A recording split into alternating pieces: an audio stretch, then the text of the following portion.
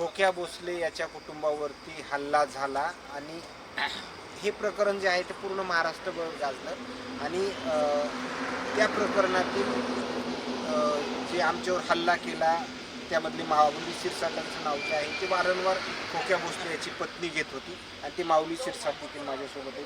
माऊलीजी नेमकं काय प्रकार आहे? नाही, हा प्रकार असा आहे की आमच्या परिसरामध्ये गेल्या 7-8 महिन्यापूर्वी एक ढाकणे कुटुंबाला, शेतकरी कुटुंब, पिता पुत्राला बेदम मारहाण केली होती. का मारहाण केली होती? तर त्या ठिकाणी हरणं पकडण्यासाठी जाळं लावलं होतं आणि त्यांचं म्हणणं होतं की हरणं पकडू नका. त्याच्यावर त्यांचा वाद झाला, प्रचंड मारलं. त्या शेतकरी बांधवाचे 9-10 दात पाडले, त्याच्या मुलाचा पाय मोडला. हे सगळं प्रकरण मीडियावर आलं, पोलीस स्टेशनला गेलं, एकमेकावरती गुन्हे दाखल झाले. मग गुन्हे दाखल झाल्याच्यानंतर त्या परिसरामध्ये गेल्या 15-20 वर्षापासून मी आणि आणखीन काही माझे मित्रबांधव वन्यजीवावर काम करतो. मग मला आपल्या मीडियाच्या माध्यमातून विचारलं गेलं की आपल्या परिसरात शिकार होते का? मी म्हणलं खोक्या भोसले, त्याची गँग आणि अनेक जण या परिसरामध्ये शिकार होती. त्याचं कारण या परिसरामध्ये हरणाचा, मोराचा फार मोठा वाव असतोय. तर याचा राग मनात धरून ज्यावेळेस त्या ढाकणे कुटुंबाने खोक्या भोसलेवरती गुन्हा दाखल केला त्यावेळेस त्याला फरार व्हावं लागलं. फरार झाल्याच्या नंतर अगदी 9-9:30च्या वेळेस माझ्याकडे आता ते मला दिनांक सांगता येणार, खोक्या भोसलेची TV9 या चॅनलवरती फरार असताना, गुन्हा दाखल असताना त्याची बाईट आली, मुलाखत आली.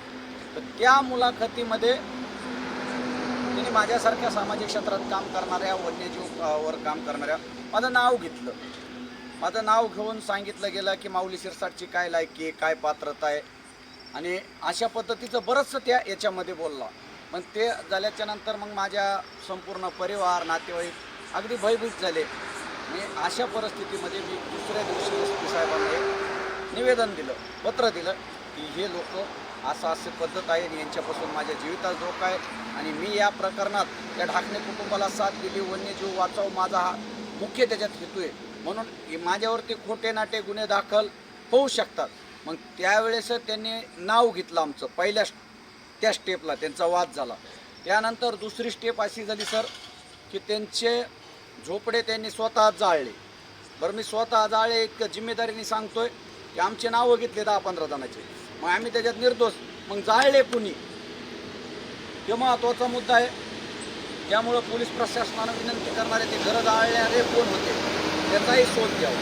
आणि आता तिसरी घटना, काल त्यांचे आणि त्यांचे नातेवाईक पात्र असं समजतं त्यांच्यात वाद झाला.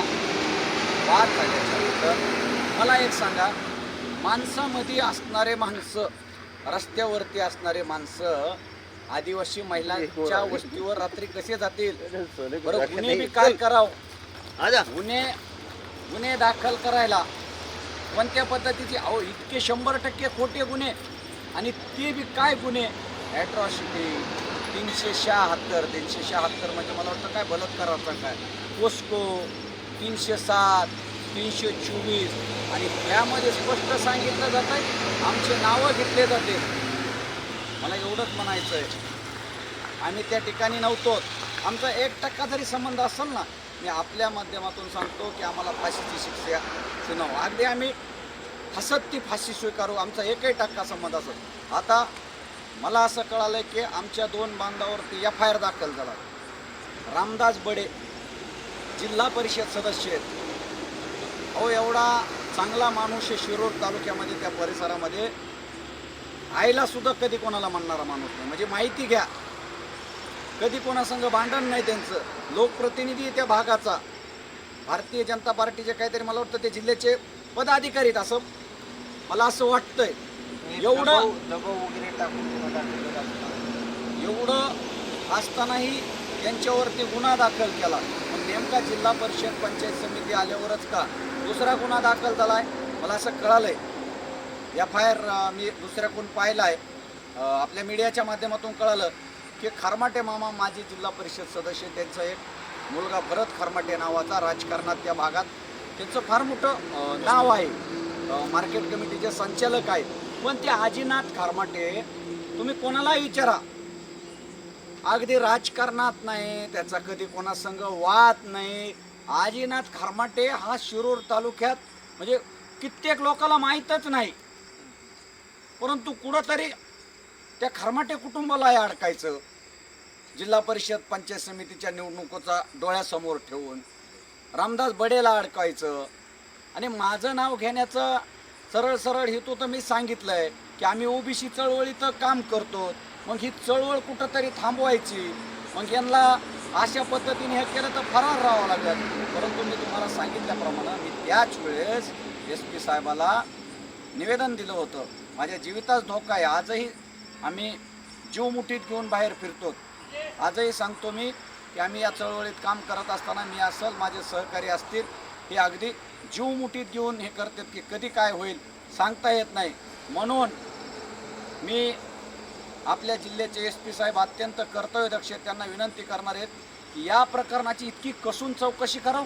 मी तर CID चौकशीची मागणी करणार की जे कोणी दोषी असेल. आणि माझं स्पष्ट मत आहे, त्या माझ्या माता माऊल्यांनी जरी आमचं नाव घेतलं असलं, पण त्यांना ज्यांनी कुणी हाणलं असेल, शेवटी त्या महिला आहेत, त्यांच्या घरी पुरुष नव्हते असे ते सांगतात.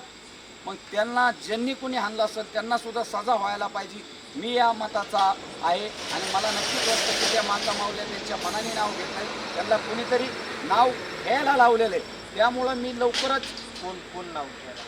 नाही, आता तसं खरं म्हणजे मलाही कळाना कोण नाव घ्यायला लावित असत आणि का नाव घ्यायला लावित असत, हे सुद्धा म्हणजे माझ्या मनाला एक पडलेला प्रश्न आहे. तसं म्हणजे मला असं आमची यंत्रणा देखील आहे, छोटे मोठे बारीकशे कार्यकर्ते, ते आता माहिती घेते, लवकरच कळत.